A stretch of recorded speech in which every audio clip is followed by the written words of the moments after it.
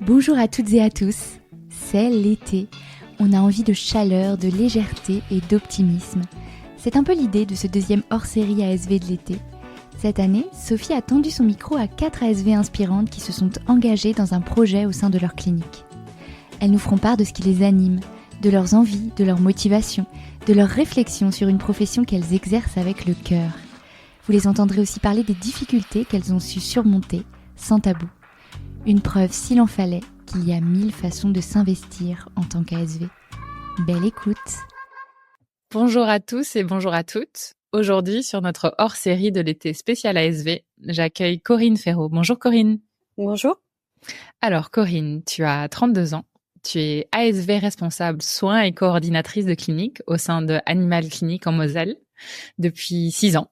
Tu es également heureuse maman d'une tribu de chats, cacatoès, lapins, lézards, serpents, araignées, avec l'arrivée prévue d'un ou une humaine pour septembre. C'est ça. Tu es passionnée du monde animalier, tu continues à t'instruire. Aussi, tu te détends en nature, en présence de tes animaux, autour d'un bon repas ou encore pendant une séance d'aquagym.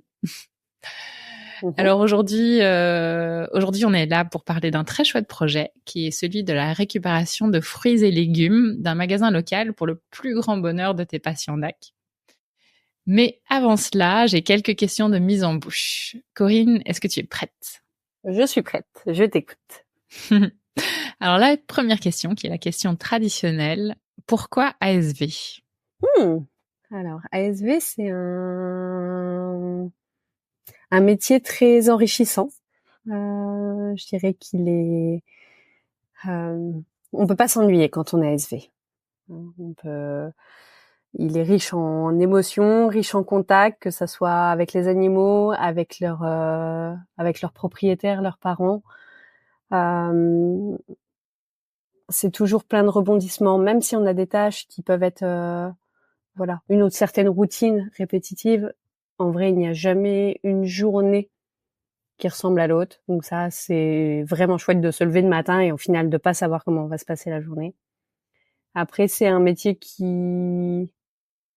c'est vraiment, je trouve, un métier passion où il faut aimer les gens et il faut aimer les animaux pour vraiment s'épanouir dedans et pour donner le meilleur de soi-même. Et l'autre chose, c'est, je trouve ça vraiment chouette en tant qu'ASV d'apporter tout ce qu'on peut apporter aux propriétaires ou à leurs animaux. Voilà pour moi ce que c'est une ASV. Bah super, j'adore cette définition que tu lui prêtes. Et toi, il me semble que c'était quelque chose qui te tenait à cœur de bosser avec les animaux depuis longtemps. Est-ce que tu peux nous parler de ton parcours et comment tu es devenue ASV? Oui, bien sûr. Alors, mon parcours, au départ, je voulais travailler avec les animaux, mais c'était pas parti pour. Au départ, j'ai fait un BEP sanitaire et social, donc j'aime les gens et je voulais quand même travailler avec les gens, même s'il y avait cet amour pour les animaux, mais voilà, au début, c'était plutôt engagé là-dessus. Donc, j'ai fait mon BEP sanitaire et social. À la fin de mon BEP, j'ai découvert sur Internet une formation par correspondance d'assistante vétérinaire que j'ai entamée. Après, c'était beaucoup de cours théoriques. J'avais cherché à faire des stages en clinique vétérinaire, mais malheureusement, je n'avais pas trouvé à ce moment-là. Donc, du coup, je me suis lancée un petit peu, après mon BEP, à travailler en tant qu'animatrice commerciale dans les magasins et j'ai découvert une animalerie qui m'a acceptée en stage. Donc ça m'a permis un peu de découvrir vraiment déjà me rapprocher des animaux. Donc j'ai entamé ceci. J'ai fait 2 mois de stage en tant que vendeuse en animalerie et ça m'a vraiment plu. J'ai commencé à bien aimer le côté vente et le côté animalerie.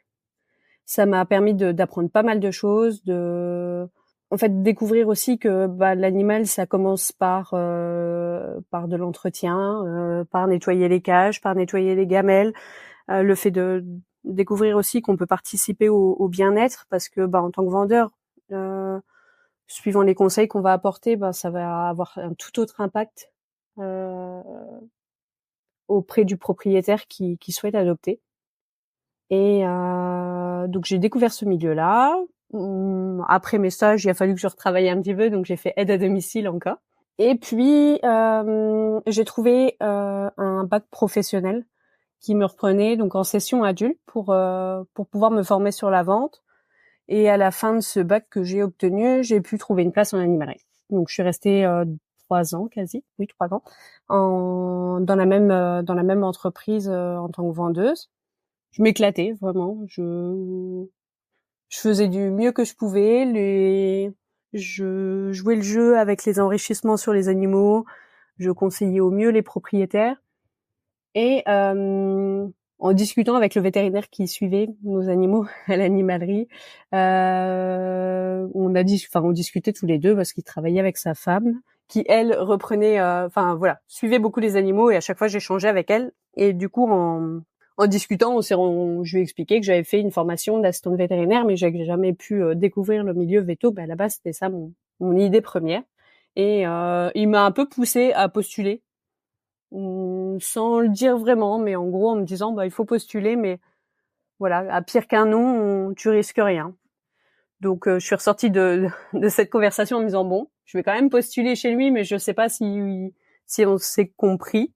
Et en fait, de là j'ai eu mon entretien et de là j'ai été embauchée et depuis ça fait 6 ans que je suis dans la même clinique. Super, très belle histoire de parcours et d'arriver finalement à tes fins d'une façon un petit peu, on va dire sinueuse, mais très enrichissante, il me semble. Oui. Quelles compétences est-ce que tu penses que tu as apprises pendant ce parcours avant d'arriver en clinique sont transférables à ton métier d'aujourd'hui? De l'empathie. Avant d'être du coup, sans parler du terme vendeuse, mais c'est vrai qu'on va en tant que quand j'ai travaillé en tant que vendeuse, on est amené à rencontrer différentes personnes, à rencontrer différentes histoires et à chaque fois à mieux les conseiller. Et en fait, l'idée c'est toujours de leur apporter une solution qui leur convienne, qui convienne aux animaux, sans les juger, mais en fait en se mettant à leur place quand même. Ça a été pareil quand je faisais aide à domicile. Voilà, chacun est différent mais l'idée c'est toujours d'apporter du bien-être et toujours être dans cette phase de partage et d'empathie. Et ça c'est c'est des valeurs que j'ai pu retransférer en tant qu'ASV. Et il y a toujours cette notion d'amélioration, on va dire, constante, que ça soit pour l'animal, que ça soit pour l'humain, que ça soit pour moi. Je pense que c'est des choses que j'ai pu travailler avant et remettre en évidence en tant qu'ASV. Ok, très chouette, très clair, merci. Alors maintenant, ça fait 6 ans que tu es au sein de l'Animal Clinic en Moselle. Tu as monté un projet qui est vraiment très sympa. Alors, je vais te laisser toi nous expliquer ce qu'il est, et puis je te poserai quelques questions autour de ça, si ça te va. Bien sûr. Alors, donc le projet qui a été monté, c'est de récupérer des fruits et des légumes invendus auprès d'un magasin qui est à quelques minutes de la clinique pour pouvoir les proposer à nos patients en hospitalisation, notamment quand on a de la faune sauvage ou des NAC. En faisant comme ça, on arrive à améliorer leurs conditions d'hospitalisation, leur bien-être aussi, et puis on reste dans cette démarche écologique et économique également, parce que du coup le propriétaire ne ramène pas sa feuille d'endive. Voilà, donc on a ce qu'il faut, il n'y a pas de souci. C'est assez varié, c'est un projet qui a été mis en place maintenant il y a, je dirais, à peu près 3-4 ans quand même. Et c'est quelque chose à laquelle où toutes les ASV en fait au final ont apporté leur contribution, leur amélioration, et tout le monde joue le jeu. Et au final, les patients sont très contents. Donc, voilà. Comment vous est venue l'idée au départ? Alors l'idée, j'avais déjà pu expérimenter ça quand j'étais en animalerie avec le même type de magasin et je récupérais pareil des petits invendus en général c'était surtout l'été, l'hiver j'en avais moins, mais ça me permettait d'en proposer aux poules quand on en avait, un petit peu aux rongeurs, un petit peu aux oiseaux, mais c'était moins formel. Mais du coup j'ai découvert que les magasins acceptaient quand même. Et puis quand je suis atterrie à la clinique, enfin j'ai commencé à la clinique, pardon, on a lancé le projet de faire de plus en plus de NAC et je me suis dit oui, alors il y a quelque chose à faire. À chaque fois on demandait aux propriétaires de ramener leur alimentation habituelle plus un peu de fruits, un peu de légumes, enfin surtout des légumes, mais un peu de verdure ou quelque chose pour les stimuler. Et parfois on a des propriétaires qui habitent à 40 minutes, 50 minutes et du coup ça compliquait les choses. Ou alors c'était très sucré ce qu'ils ramenaient, c'était pas forcément toujours équilibré. Ce qui peut poser problème aussi. Donc en fait, j'ai redémarché le même type de magasin qui est à côté de la clinique et ils ont accepté. Donc ça s'est mis en place petit à petit et puis maintenant, oui, c'est ça. Ça fait 3-4 ans qu'on récupère des fruits et des légumes 2 fois par semaine. Alors on a mis en place cette fréquence-là pour en réponse à nos besoins qu'on pourrait augmenter ou réduire suivant les nombres d'hospitalisations, mais voilà. Et du coup, vous avez un contrat formel avec eux ou c'est un peu un contrat tacite, oral Alors, on a un contrat formel sur le fait qu'on n'a pas le droit, alors que c'est pas pour de la consommation humaine. D'accord. Donc, il y a juste un document qui explique simplement que le fait de récupérer les invendus est fait à destination des animaux et non pas pour la consommation humaine. Et après, ça reste ça reste très léger le contrat avec eux.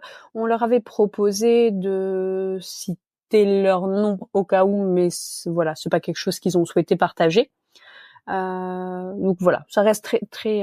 L'idée, c'était juste pas de, je pense pour eux, se protéger par derrière pour pas qu'il y ait quoi que ce soit en signant une clause sur le fait que c'était pas pour la consommation humaine. Très clair. Pas que vous grignotiez une petite salade d'un vendu sur le temps du déj en clinique. C'est ça. C'était facile pour toi à l'époque d'en parler dans ta structure de cette idée? Alors j'ai eu du soutien de la part de mon ancien directeur et de ma collègue.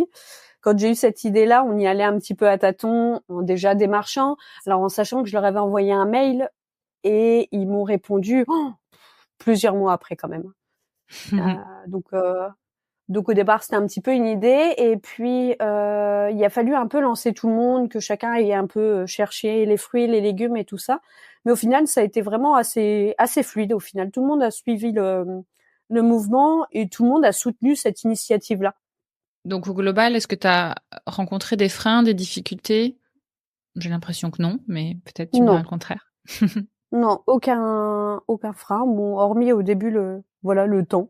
Parce que c'est vrai qu'au début, quand je les ai démarchés, j'ai pas eu de réponse tout de suite et je me suis dit ça tombera à l'eau. Puis au final, j'ai eu une réponse quelques mois après et donc ça a relancé le projet. Mais voilà, pas de frein, que ça soit au niveau de l'équipe ou pas de difficulté particulière. Ouais. Et le retour alors de ton équipe, de l'équipe d'ASV de vétérinaire, plutôt positif du coup? Plutôt très positif même. Au final, c'est vrai que j'ai toutes les ASV. Alors, c'est principalement les ASV qui y vont. Mais de temps en temps, il y a des vétérinaires qui y vont aussi. Mais c'est principalement les ASV qui y vont. Et c'est quelque chose qui a été vraiment inclus comme une tâche. Voilà.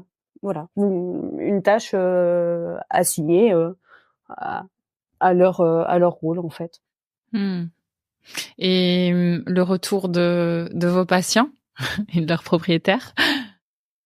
Alors, les propriétaires ont pas toujours conscience. Ça, c'est peut-être quelque chose qui fait un petit peu défaut. Ont pas toujours conscience de ça, mais du coup, quand ils découvrent qu'on propose ça, ils sont très satisfaits. Et au niveau des patients, clairement, la reprise d'alimentation, elle se fait beaucoup mieux. Par exemple,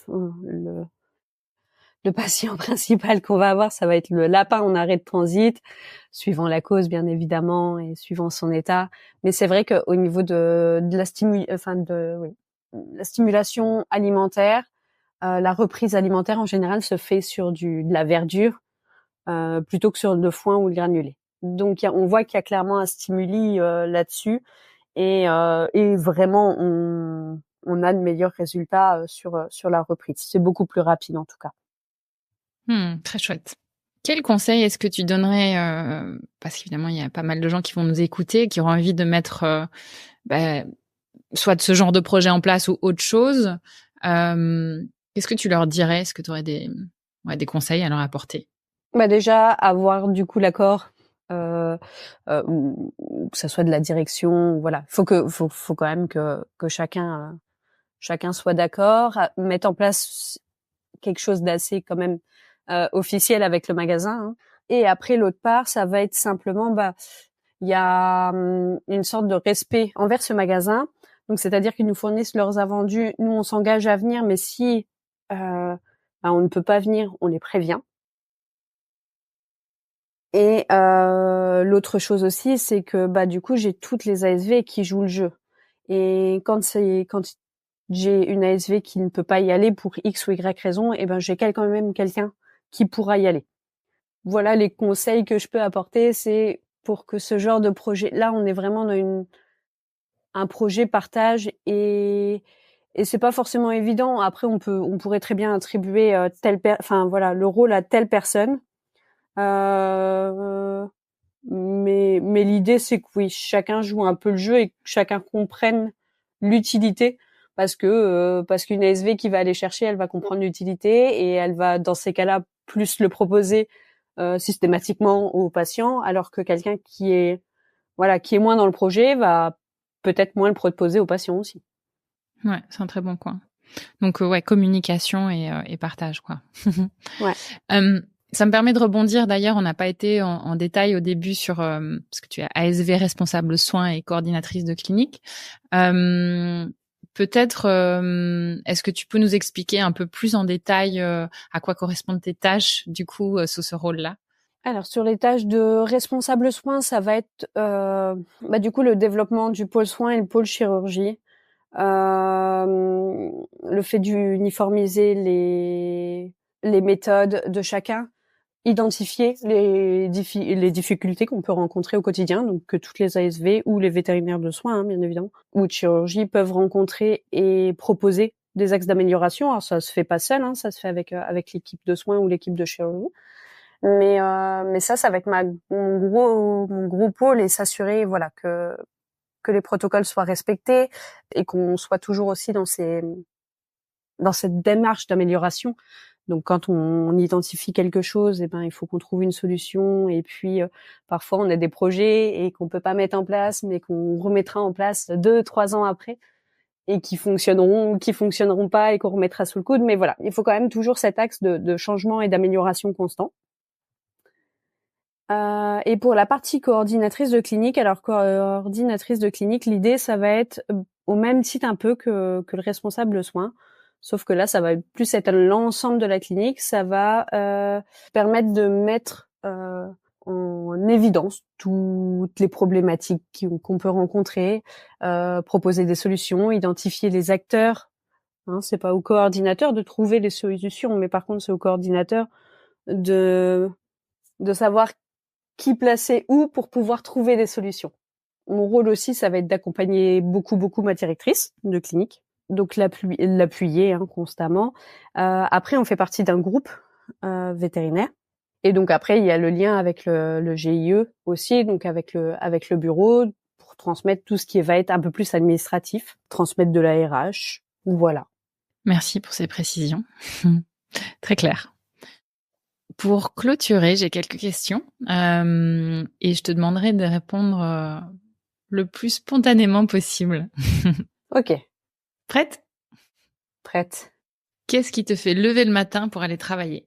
Le fait de pas savoir comment la journée va se dérouler. La spontanéité, voilà. Ouais, voilà, la spontanéité, l'imprévisible. C'est ça.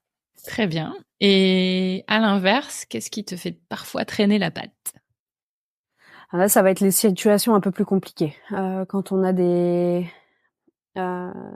donc ma partie va être principalement à l'arrière avec les animaux.